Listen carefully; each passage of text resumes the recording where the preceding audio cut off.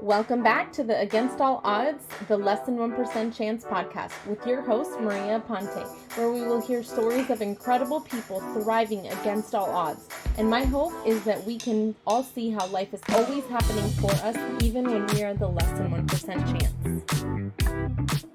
Hey, welcome back to Against All Odds, the Less Than 1% Chance podcast with your host, Maria Aponte. I hope you are doing fantastic today. I am going to tell a little bit of background into my history with my oldest daughter and a little bit about us, and I'll explain to you why in a little bit, but I wanted to really give you just the background of the struggles that we've had to overcome that has really been a huge part of our life in my family. So I really wanted to highlight that because there's something really important that I'm working on, and I'm really excited and have had very little sleep in the last few days. And it's been like this burst of creation, of creativity, of getting this constructed and put together. And I'm really, really excited about it. But I feel like in order to get there, I want to be able to have this episode so that I can reference our story without having to go way into it on a different platform. I really want to just highlight things that we experienced when me and my ex-husband, my kid's father, separated. My oldest was 6 years old, about to be 7. And since that moment, she has really struggled with her mental health to a level of around 11. She was diagnosed 11 or 12, diagnosed bipolar. Looking back now, I really truly feel like she's not necessarily bipolar. There is definitely mental health struggles. 100%. However, I feel like that wasn't the correct diagnosis, but that was the diagnosis that helped us get through to getting her help. I think without that diagnosis, we would have still been spinning our wheels. And so it was a necessary thing for the time being in that moment. So take you back a little bit. So when I started taking her to therapy right after, maybe like a month or two after my ex-husband left our house, and she was definitely expressing all of those emotions outwardly and having really bad tantrums, I guess you could call them, episodes, and they were just becoming increasingly difficult for me. I was the only adult in the house, and it was really heartbreaking that she would, for years, when she would have an episode, she would just have this really dull cry, and it would last hours, and she wouldn't let up on him. And I remember just her in her room that was right next to mine, and it was just hours and hours and hours of just, I think her longest was like 4 hours, that she would just have this really dull, it sounded like a fake cry because it was just so deafening. I don't even know if that's the right word, but it was just very monotone. And this went on for years. We went through individual therapy, family therapy. Every time she would have an episode, she would just get very aggressive and mean, and she would say things would hurt everyone in the household, my other 2 kids that are younger than her. And it was just really, really hard. I seriously feel like she just struggled internally because that's not who she is, and she knows that, but she still struggled with trying to not let whatever was coming out take over. There was many times where I had to call the cops because it was just too much on me.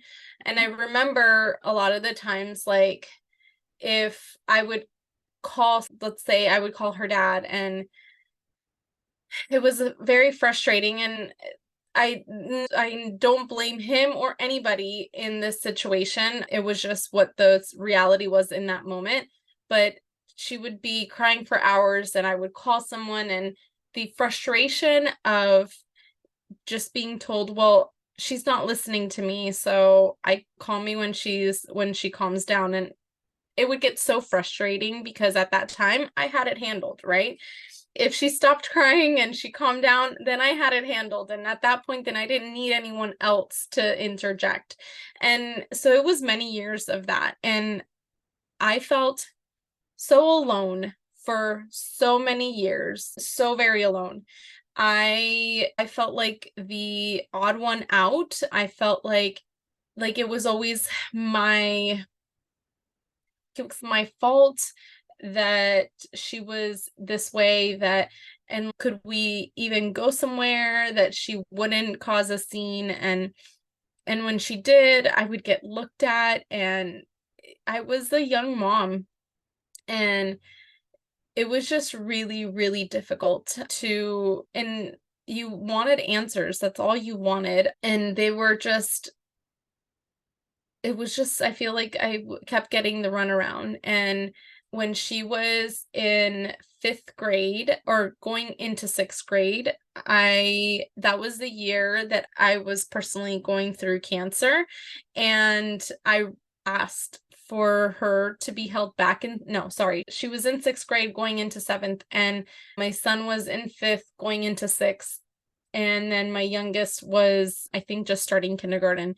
And I asked her school, I talked to the principal, I talked to everyone I had to hold her back a year, because that year I didn't have any more to give myself. And I asked that same thing for my son. I spoke with the principal. The principal was absolutely incredible, and he understood. And shout out to Mr. Gaffney, because he was a champion throughout this for us. And it was just so difficult because with her, I felt like I was asking all the right things to help her, but the school system wouldn't allow her to be held back.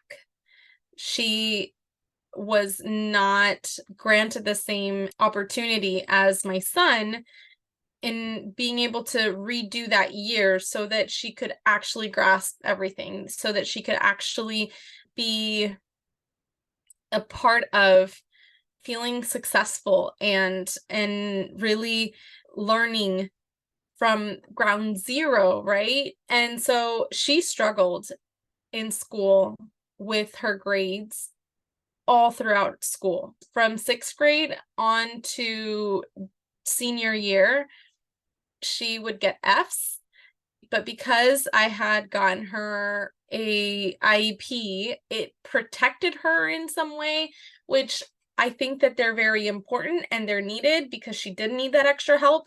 However, they just kept pushing her along. And I would get so frustrated. And so at school, she felt like she was failing. And then at home, she would have these meltdowns and felt like she was failing. And it was just this snowball effect of everywhere. I wanted them to hold her back because I wanted her to have the opportunity to succeed and to learn, like, how life is, that if you don't put the effort in anything in life, there's going to be consequences. And so I felt like it was just the school kept pushing her along, and she was always very loved. So it wasn't like she was mean and rebellious towards teachers or anything like that. She was always super loved. Everyone always loved her. However, every time I spoke with the teachers, it was like their hands were tied.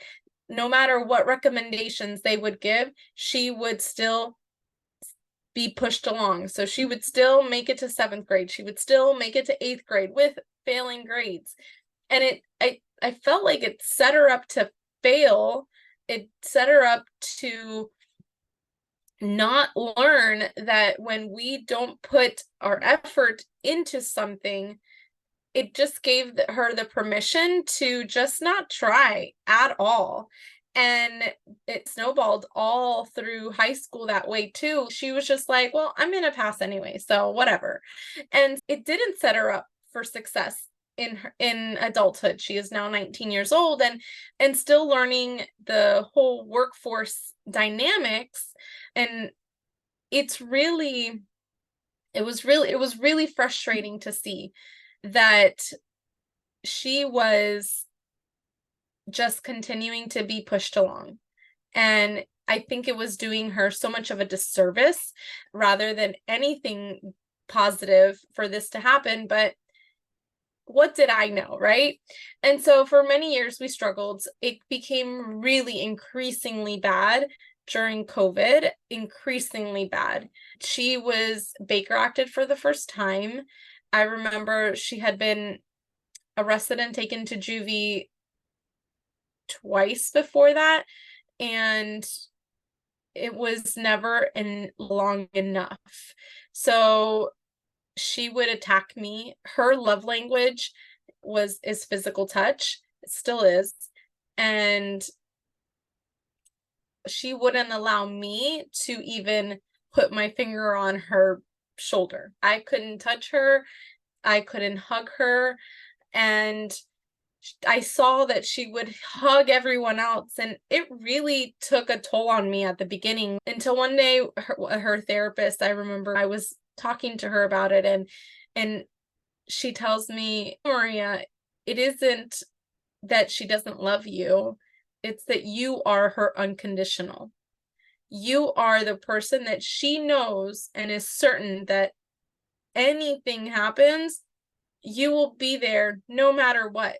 So she is going to take it all out on you because you won't let her go. You won't push her away. You won't abandon her. And in that moment, I think it clicked for me, and I had to take my emotions out of it for a bit so that I could best serve her in the way that she needed. It has been a journey, a huge journey with her.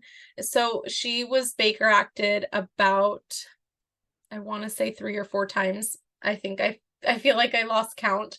And it was hard. It was hard seeing her let me back up. First time that she got taken to juvenile detention, it was so hard to see her put in handcuffs. And it was like, my baby, I know this sweet girl. And then all of a sudden, that's not who was in front of me. And it was just so hard to see her being taken away every single time. The second time that she got sent to juvie, she just went haywire on me. And she ended up with some of my hair in her hand. She, I think, bit me at some point. It was so scary. And I felt so bad for my other 2 kids because I feel like they didn't get a lot of the attention that they needed in that time, because I obviously had to make sure that she was safe, that she was okay, that they were safe. I remember one time where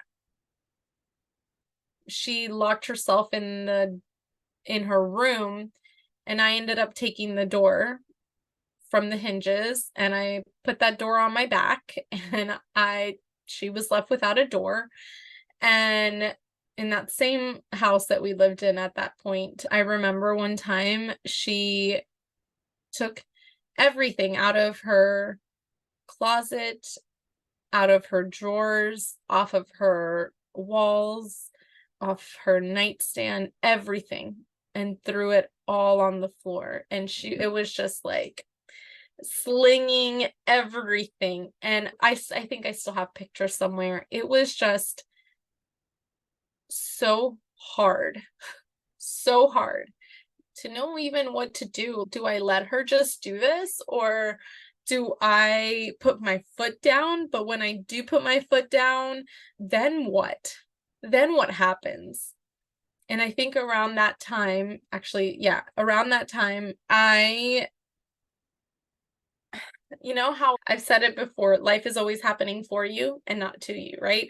So at that time, I had to take in my nephew for circumstances that were just not the best. And so I took my nephew in.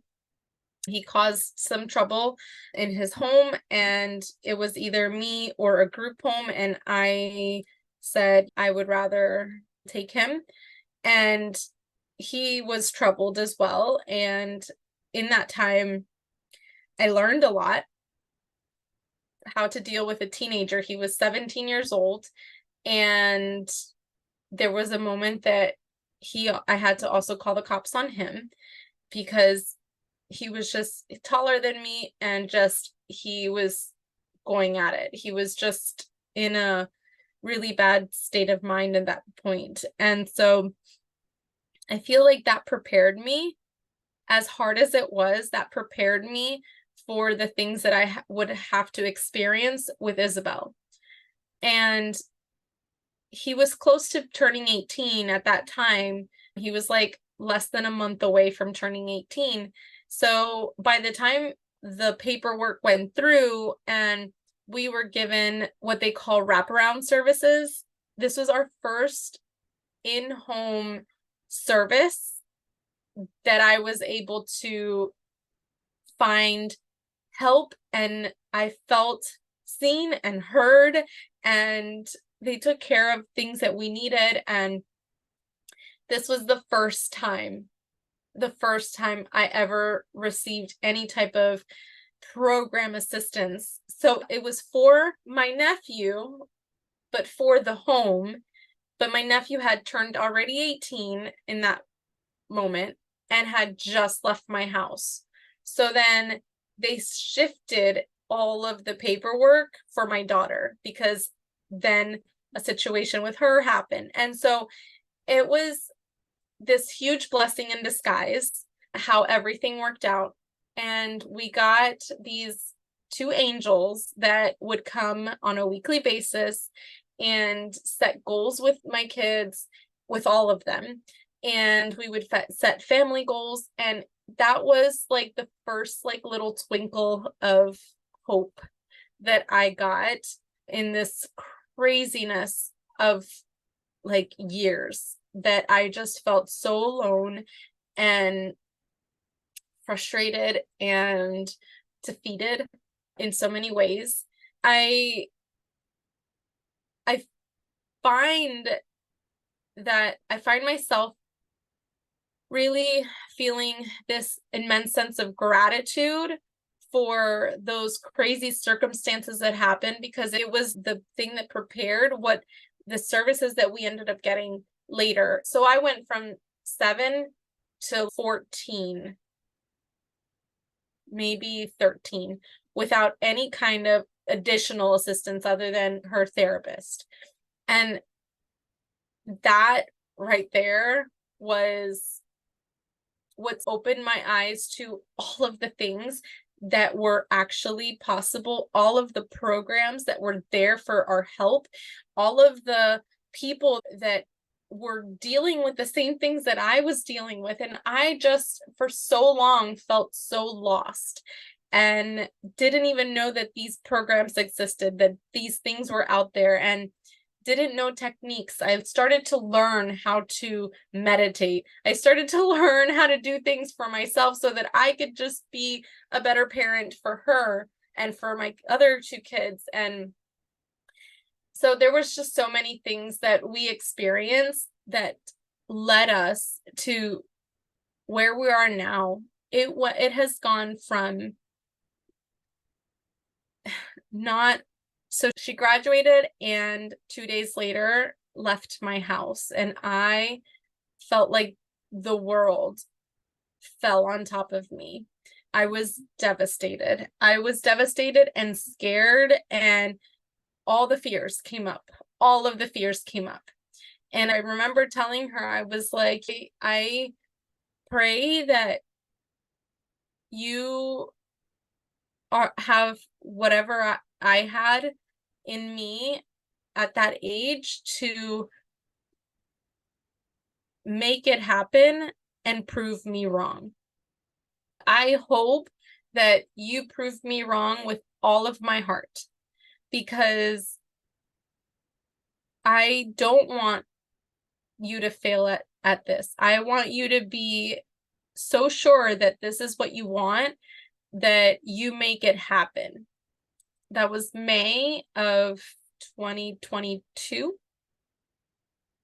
Yeah, because we're in 2023. And she is 19 and still out of my house. She calls me almost daily. Sometimes she calls me to ask for a hug, which is huge because there was so many years that she wouldn't let me even touch her. And I'm just so freaking proud. I'm so proud of her and her tenacity and her resilience. And she still struggles with her mental health, and she still has her own episodes and things that she goes through, but she's a fighter. And I'm so dang proud of her. I am so dang proud of her. I still am mom, and I still give speeches, and I still am there to listen, and I still put my 2 cents in. However, I feel like we've gotten to a point where, I've told her already, listen, if you just need me to listen, just tell me that's what you need. Because if you don't tell me that's what you need, I'm going to give you my opinion. And I've been always very open and honest with all of my kids, and feel like I have that open door policy to talk to me. However, I'm just so stinking proud of her, and it's definitely allowed me to see her growth, and I'm so just honored that God knew that I was going to be strong enough to really be the person, the champion that she needed on her side, in her corner. And it really went from feeling defeated and feeling crisis all the time to this confidence in how I can show up as a parent and how I can show up as a human being to my children. We still go through our things because, hello, they're teenagers, but I really feel like it's opened that door of communication and understanding, especially with her. She's definitely at a place where she understands that I'm always going to be there no matter what. And anyways, all of this to say, I've had some massive inspired action the last 48 hours. And I really am so excited because I'm going to host a masterclass that is geared towards helping parents go from crisis to confidence, and really just giving the parents a guide to their child's mental health. And it comes solely from the experience that I've had, the life experience that I've had.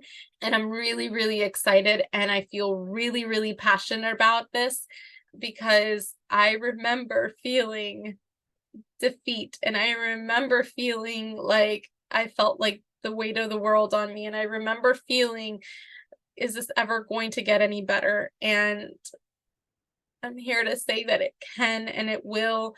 And I really want to provide resources and I'm just really, really excited about this. So I'll put the information for that class in the description, but it's also in all of my social media. So the link in my bio, it'll have it on there.